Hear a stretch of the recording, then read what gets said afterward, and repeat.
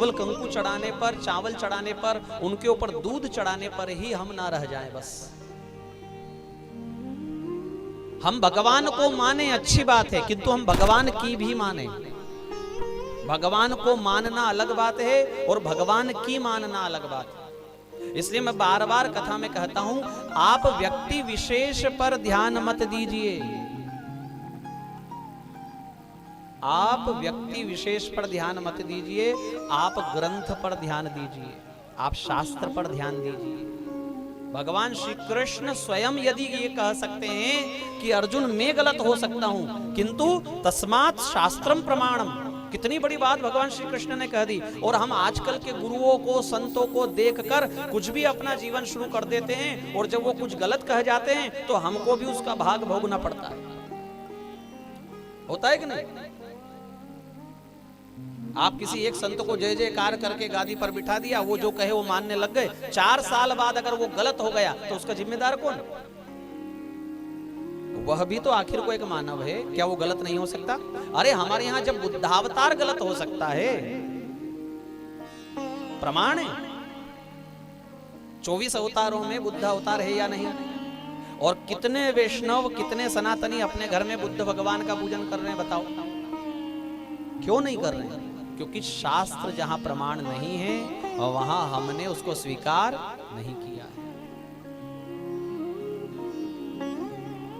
किसी भी बात का प्रमाण शास्त्र। मैं जो बोल रहा हूं आप मेरी भी बात पर मत जाओ, कोई और गुरु कुछ बोल रहा है आप उसकी भी बात पर मत जाओ। आपको शास्त्र लेना चाहिए, आपको ग्रंथ लेना चाहिए कि ग्रंथ में क्या लिखा है। फिर आप पाओगे धीरे धीरे कि मैंने ये पढ़ा, ये पंडित जी ऐसा बोल रहे हैं, मैंने ये पढ़ा, ये यहाँ पर लिखा, ये ऐसा बोल रहे हैं। तो फिर आपका धीरे धीरे शास्त्र पर और शास्त्र सम्मत गुरुओं पर विश्वास बनेगा।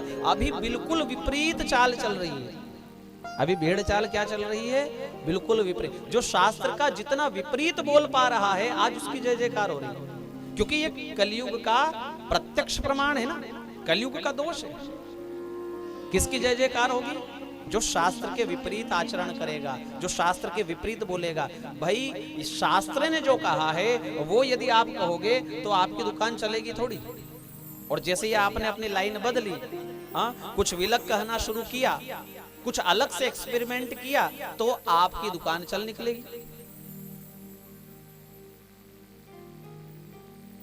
एक माता जी कहती है कि मासिक धर्म का कोई दोष नहीं होता है,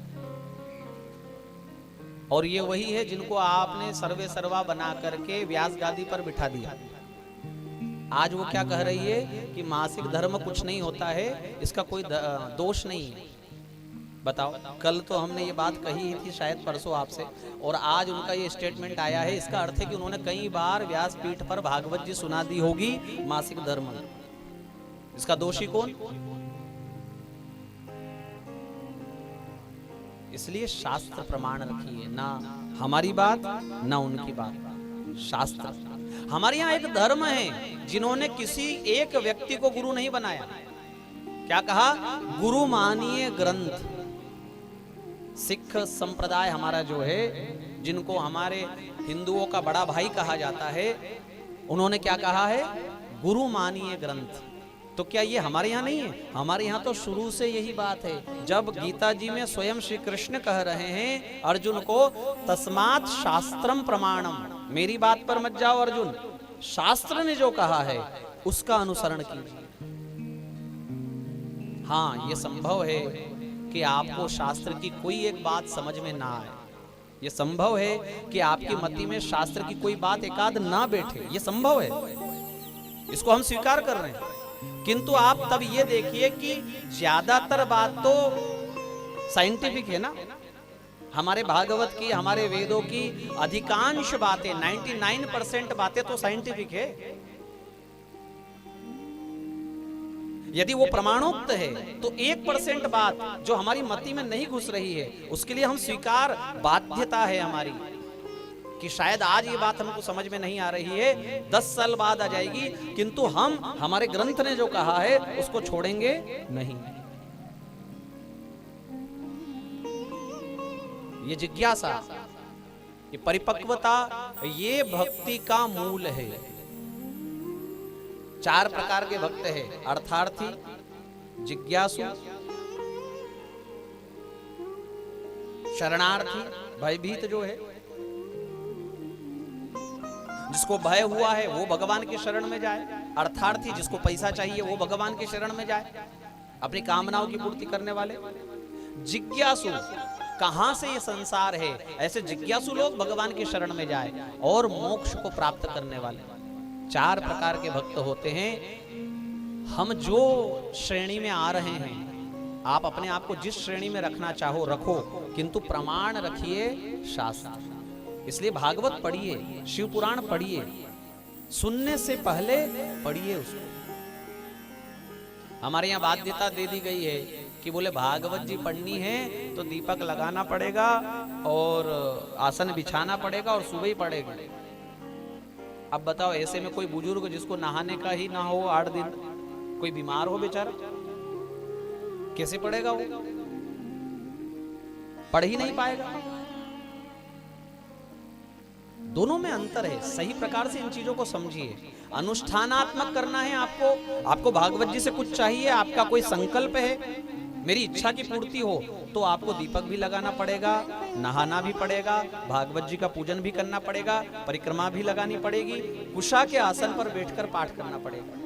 किंतु आपको कुछ नहीं चाहिए, आपको केवल भगवान की भक्ति परक ग्रंथ का पठन पाठन करना है, आपको केवल अध्ययन करना है, स्वाध्याय करना है, तो आपको कोई बाध्यता नहीं है। आप सोफे पर बैठो, पलंग पर बैठो, दोपहर में पढ़ो, रात्रि में पढ़ो, सुबह में पढ़ो। हमारे धर्म का ज्ञान यदि हमको नहीं होगा तो किसको होना चाहिए?